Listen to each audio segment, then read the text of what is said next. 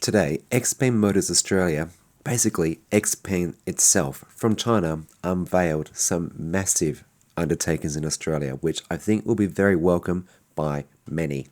First of all, the Brand Day event is essentially a declaration that, well, XPeng is now reborn and they're not only going to be supporting Australians a lot better with warranty, car parts, service, showrooms, and more, but also with car stock. So let me explain.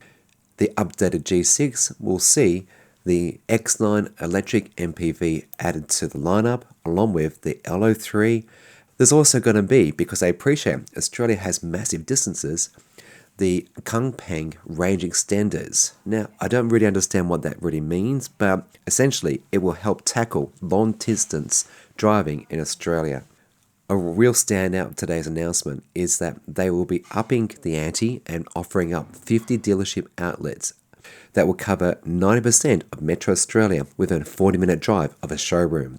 You'll be able to get genuine parts here available in Australia and not have to wait months and months for the parts to come from China. They will also onboard independent mechanics under some sort of training program so that servicing isn't only locked in to dealers, you can actually take it to other places. Rather excitingly, they talked about XPeng's vision language and autonomous driving and bring it to market in Australia in 2027. Think Tesla full self-driving through XPeng. And this doesn't have any monthly subscription fees, which is, well, obviously remarkable advantage compared to Tesla. Now, in the lineup of electric vehicles, one of the five, I believe, is going to be the VTOL flying car. And this vehicle here actually houses it, and you can pull it out and you can get up to 20 minutes of airtime in what is supposedly a very easy to control vertical takeoff and landing vehicle. Another great addition to the Australian landscape is they will do rapid charging. Probably a great segue to some of the standout cars that I saw today. The XPeng X9. Now this is a luxury 7-seater multi-purpose vehicle, and price-wise, starting at $89,900 before on-road costs, or the performance version at $109,900.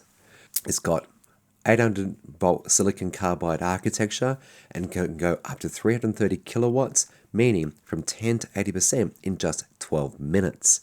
That's in a 94.8 kilowatt hour LFP pack, and for the all-wheel drive version, a 110 kilowatt hour NMC pack. So range 535 to 580 kilometers. And the no slow pokes either. Power 370 kilowatts to 640 newton meters, and 0 to 100 in 5.9 seconds. And the captain armchairs here are quite remarkable, including the ability for the boot to be completely flat, and you can extend the space up to 2,554 litres. And the photograph of all the suitcases in it was ridiculous. Really quite impressive. It's also got a built-in screen that I wasn't able to capture, but then this is what I'm actually looking at. And first of all, the Xpeng LO3 is going to be roughly about $45,000. So it's going to be a direct competitor with the BYD Atto 3 or the Geely EX5. This has 400 volt architecture, and rapid charging is peaked for 149 kilowatts, so 10 to 80% in roughly 20 minutes. You've got either a 56 or 71 kilowatt hour LFP battery and range up to 520 kilometers. It's got a single motor at 183 kilowatts and 0 to 100 time in 6.5 seconds, and I can only but tell you, this thing absolutely is drop dead gorgeous. It looks sporty, it looks mean, it looks awesome. Now these XPeng's cars all feature its Turing AI chip, and that means that when its autonomous driving tech comes to Australia next year, you'll be able to get in these cars, set your destination, and it will drive you from door to door and park itself without you even be in the car for the parking bit. So it's got to require regulatory approval, but nonetheless, a lot of exciting stuff here. Well, I hope you've enjoyed this quick little tour of the XPeng Media Event Day, and it's really fascinating to see what they're actually promising here and what's going to be hopefully delivered. Simultaneous Australian release along with dealer support network, charging infrastructure, AI intelligence, like, driving. There's a lot coming, so good to see.